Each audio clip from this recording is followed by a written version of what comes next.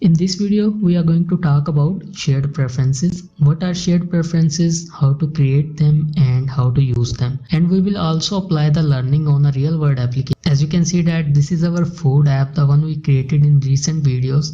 So if I just tap on next and proceed, and now if I just click on this login button, we are navigated to home screen. Now if I just restart my application, it will be navigated to home screen again, as you can see. So we used shared preferences to store the value of our logged in. If you're new to the channel, please subscribe and press that bell icon so you will be notified whenever a new video is uploaded.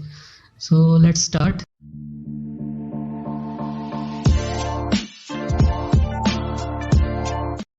Okay, so here is our project in VS Code and it is running on my emulator. So as you can see that we have a stateful widget here, and we are just returning a scaffold with an app bar and a body. So as today we are discussing about shared preferences, we need to import this package. So for that, just press Ctrl+Shift+P and say add dependency, and now you have to type the name of the package, which is shared preferences. And after typing this, just press enter, so it will be downloaded into your pubspec.yaml file like this. And after that, you need to stop this application and rerun it so that everything will be downloaded and now you can use it. Okay, let's see why we use shared preferences. Shared preferences is used as a local database in which we store small data. It can be used to store large data, but it is not recommended because it is not secure, and also there is no guarantee that this data will be present in our application forever. Just like our SQLite or you can say Hive, the data is present permanently. It can be transferred to your storage so that we can use that later. But shared preferences are stored in the application data folder. So when you reset your application, the data will be removed. But in other cases, such as SQLite or Hive, the data will be stored to your external storage, and even if you reset your application, you can still use that data if you have that location. So it is not recommended to use shared preferences for storing large data, but it can be used. So today we will discuss some conditions when we can use this shared preferences and also apply this on a real application and see how it works. Okay, so here let's add some components in our body. So I will just change it to column, and in here children, and I will just add a text so you can see. I will say value is, and after that we need to add a value. So I will just use a int variable here, so it will be value, which is 0 by default, and now I will just use it here, so it will be value. And just save it, and you can see value is this. Let me just center it, so main axis alignment will be center and this column will be wrapped in center. Okay, so here it is. Let me just increase the size so you can see properly. So font size will be 22. Okay, I hope you can see it. Okay, so here is our value. So let's just add another button here. So I will use a floating action button. Floating action button, and on press will be empty. And for the icon, I will use a child and icon start. Let's say play. Save it. Okay, so here is our button. Now what we want to do here, on the click of this button, we want to increment the value. So it is very easy. Let's create a method here that increment value, and here we will use a set state because we are using stateful widget and we want to change the state of this text widget. So I will just use value plus plus. Okay, so now we need to call this method in our on press of this floating action button. So if I click on it, you can see the value is increased, and if I keep tapping on it, it will be increasing. And if I just restart our application and the value is reset to 0, means it is reinitialized Okay, so after that let's create another component here so you can understand properly. So it will be text form field, and in here we need to pass the controller. So I will just create one here. So it will be var and text controller is equal to text editing controller, and just save it. Now we can use this controller as text controller.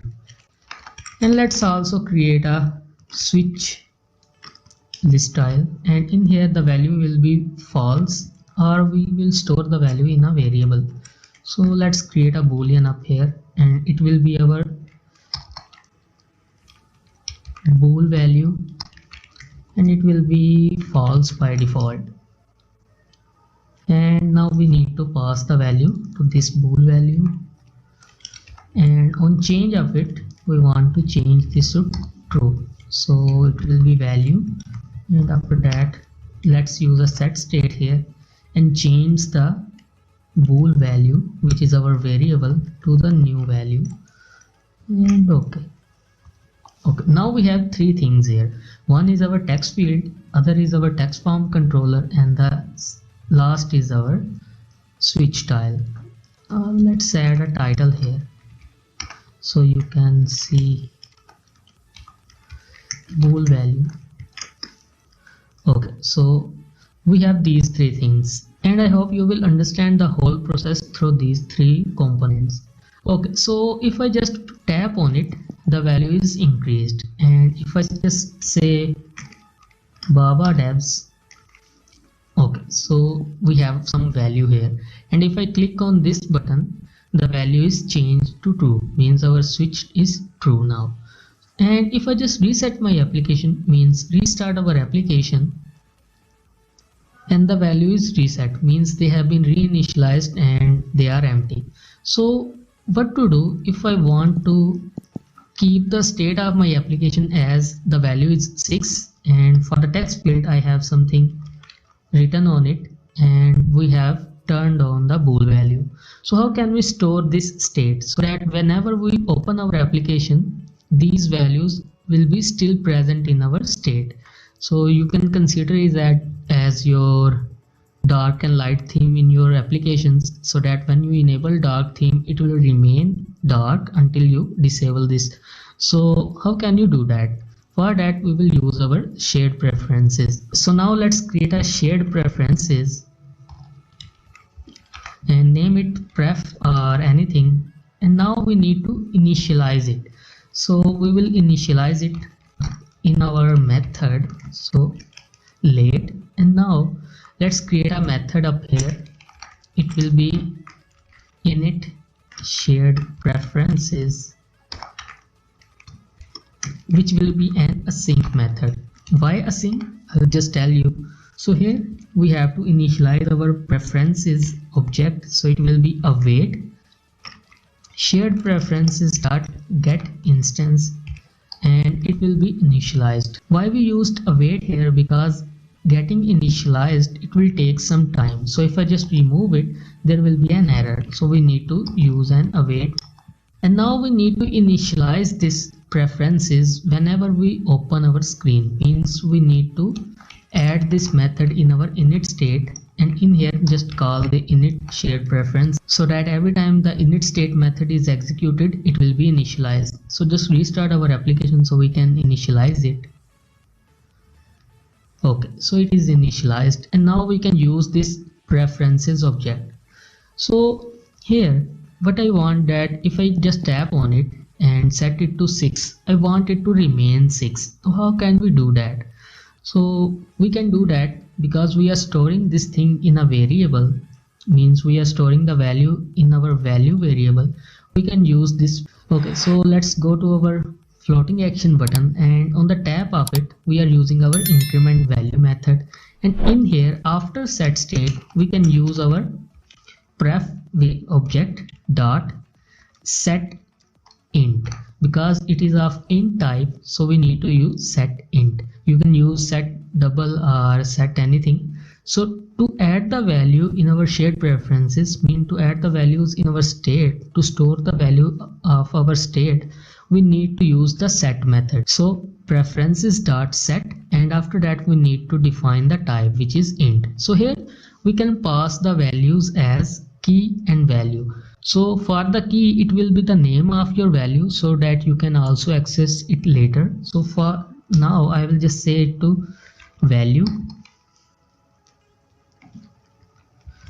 and for the value I will just pass the value variable which we are using here to increment, and just save it. Now you must be thinking that we have executed this method, so the state will be saved in our shared preferences. So let's just restart to check this.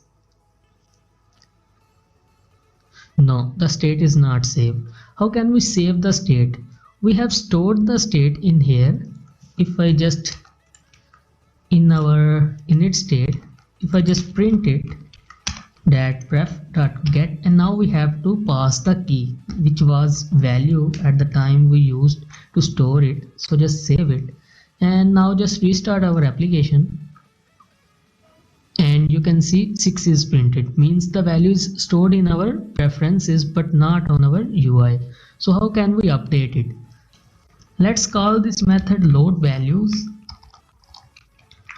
and in this method we'll just use a set state, and before that let's say value is equal to pref dot get int, and now we need to pass the key of it, so that was value, and after that we need to use a null check. So just save it. Okay, so it will initialize our value variable to the value we stored in our preferences. So now we need to call this load values method after the initialization of our shared preferences. So here after it is initialized, I will just call our load method here. So load values, and just save it. And now let's restart our application. So it is 0, and after restart the value is 6, means the value is stored from the preferences to our value variable. So now the state will remain 6. If I just restart it again, you can see the value is still 6. Okay, so now we know how to work with int variable. Let's go for string. So here in our text form field, we want to store the string in our preferences. For that I will just go to text form field, and we are using a text controller here. So I will use our own change method here, and here everything we will be typing will be stored in this value variable, so we can use this value. So on type of every character, I want to say that let's first make it a sync and say await pref dot set string, and in here we need to pass the key and value. So the key will be text and the value will be value, which is this value, the one we are writing here, and just save it. Okay, so now if I type something here, let's say Zunair Parvez, and just restart our application. Okay, so it is removed, but it is stored in the preferences. So let's load it. So in our load values, here we will set the text controller dot text is equal to pref dot get string, and in here we need to pass the key which was text, and after that just use a null check and save it. Let's restart it again, and now you can see Zunair Parvez is written here. Okay, so we know how to work with string. Let's go to our final, which is a boolean. So if I just click on it, it is turned on, and if we click on it again, it will be turned off. And now we need to store the state of this boolean, so it will be true or false. So when it is true, we need to keep it as true, and when it is false, we need to keep it as false. For that, let's go to our switch tile, and in here we are using a bool value, which is a boolean, and here we are storing the value according to the type of it. So here I will just use a await. Let's keep it as a sync, and pref dot set bool, and in here we need to pass the same thing, which is value and key. So for the key I will say bool, and for the value I will just pass the value here and just save it. And now we need to load it. So when we restart our application, we want to load it again. So the bool value will be equal to pref.getBool, and in here we need to pass the value, key, which is bool, and just you can pass anything as the key. So only condition is that you must remember what you typed so that you can get the correct data. Okay, so if I just turn it off and turn it on again, so that the state of this preferences will be changed, and now just restart our application. So it is 6 Zunair/Pervez true, and after restart it is still 6 Zunair/Pervez and 2.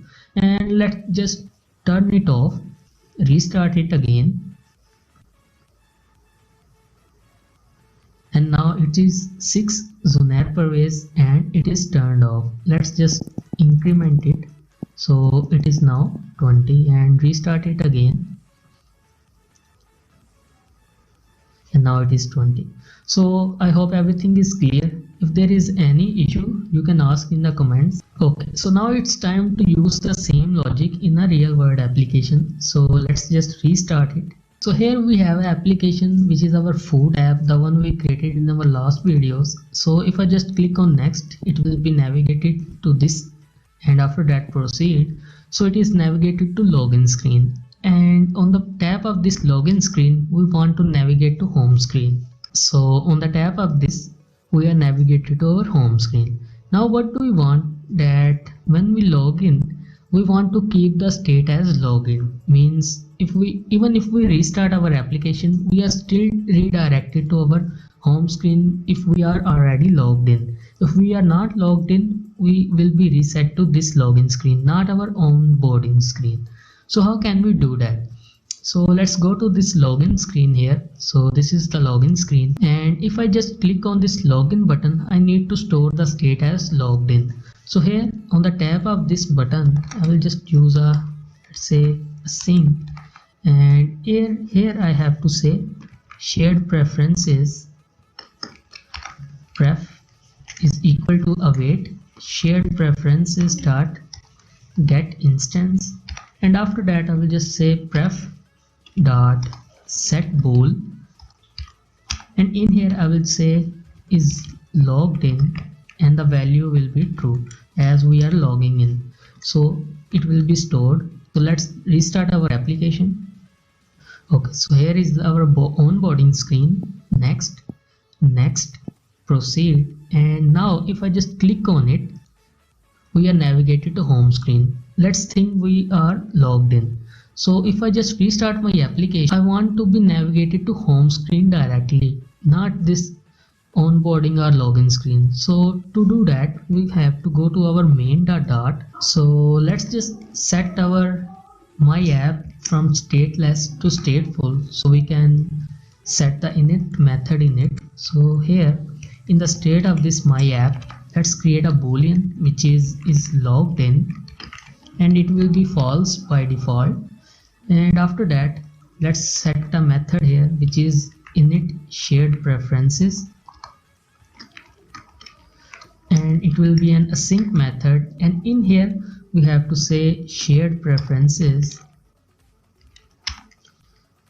and name it anything. Preferences is equal to await shared preferences dot get instance, and now we need to get the value of our is logged in. So let's say preferences dot get bool, and now we need to pass the key which was is logged in. Okay, so now we need to store the value in a variable. So I will just say is logged in is equal to this, and after that I will just use 2 question marks and say false. So why I use 2 question marks here?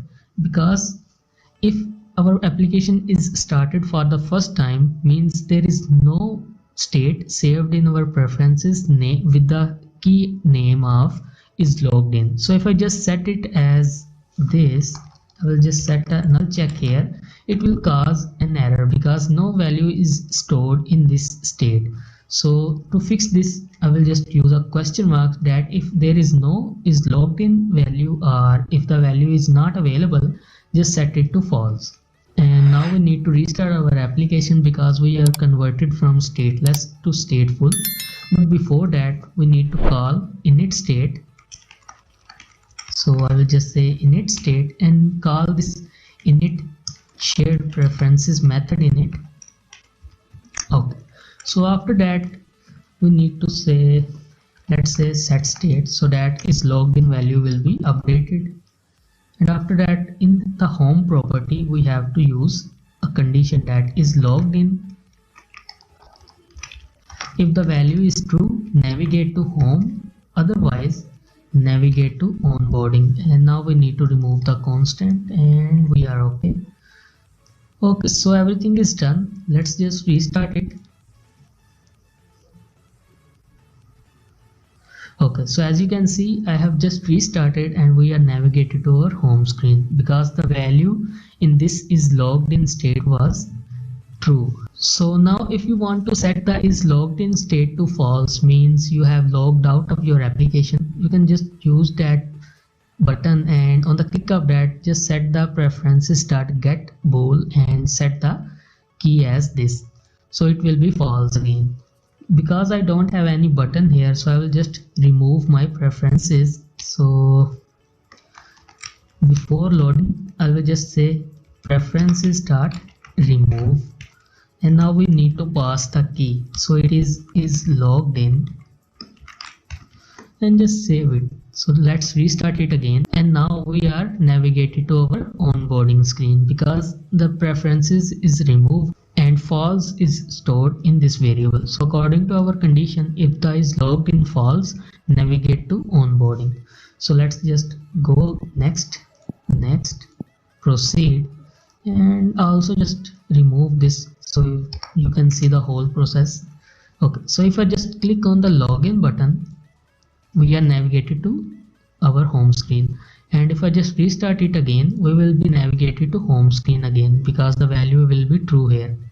So as you can see, we are again navigated to home screen. So this is how you can store the state of your user or store any values in your application. So I hope you enjoyed the lecture. If there is any question, you can ask in the comment section. I will respond. And if you are new to the channel, please subscribe and press that bell icon so you will be notified whenever a new video is uploaded. So see you in the next one. Till that, Allah Hafiz.